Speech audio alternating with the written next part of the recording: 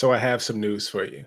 If God does not deliver Shadrach, Meshach, and Abednego from this fiery furnace, they're going to die.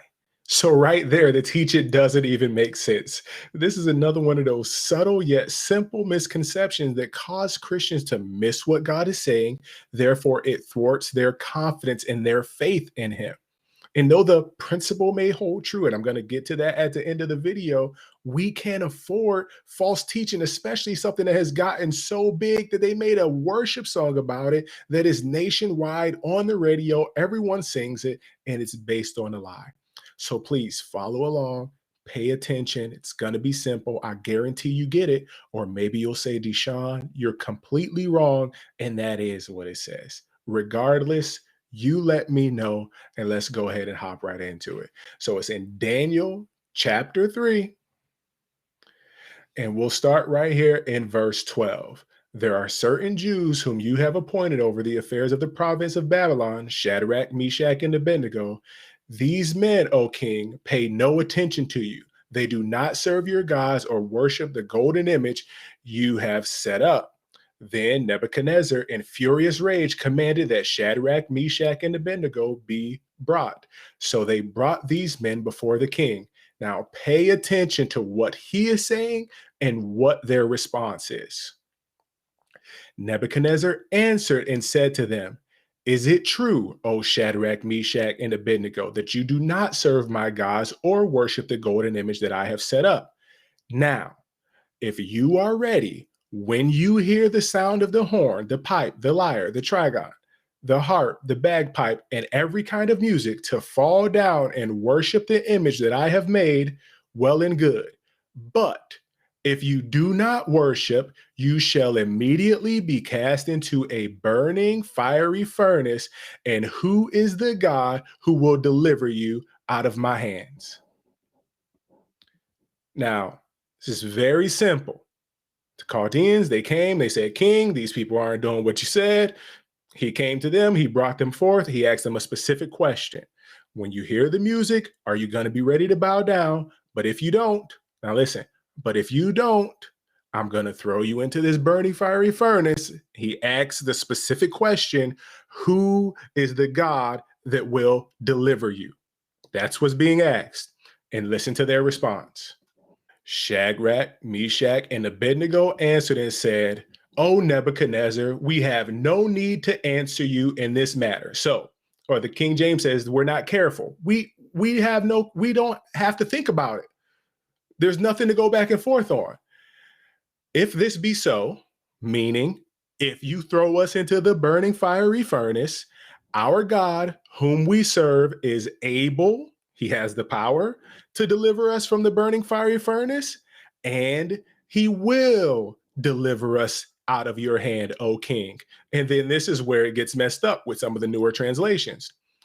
But if not, be it known to you, O king, that we will not serve your gods or worship the golden image that you have set up. I'll show you the King James. Verse 18. But if not, be it known unto thee, O king, that we will not serve thy gods nor worship the golden image that you have set up.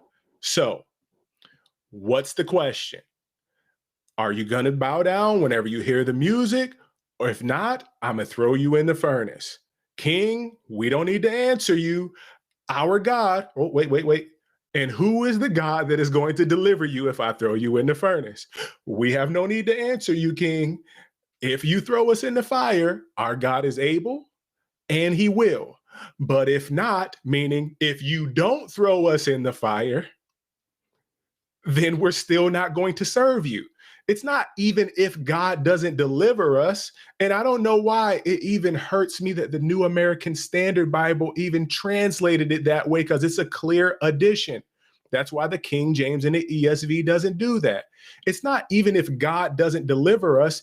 If God doesn't deliver them from this burning fiery furnace, they are going to be dead. They're saying, King, even if you don't throw us in the burning fiery furnace, then we still are not going to serve you. We are still not going to bow down to your image. We have no need to answer you in this matter.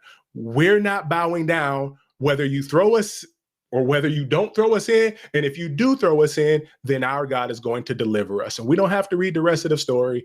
We know that God did deliver them. And it is as simple as that.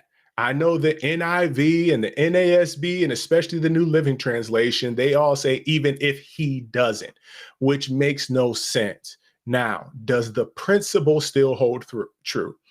If we are facing persecution and tribulation and we do not see deliverance, should we hold fast to our confession and not bow down to the gods of the world?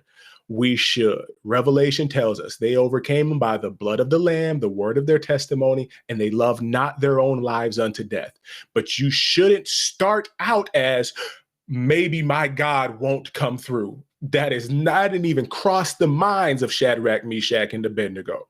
It didn't even cross their mind. He is able and he will, and he actually did, as we've seen whenever the story kept going. So even if he doesn't, is unbiblical, wholly wrong, and you shouldn't sing that song. Have confidence in God and just have confidence in him until the end. Don't set up a contingency in the back of your mind that just in case he doesn't. Hold fast to your confession. And if you do happen to perish or die, then to be absent from the body is present with the Lord, and praise God. All right. Let me know if that made sense. I love y'all, and we'll handle more misconceptions next time.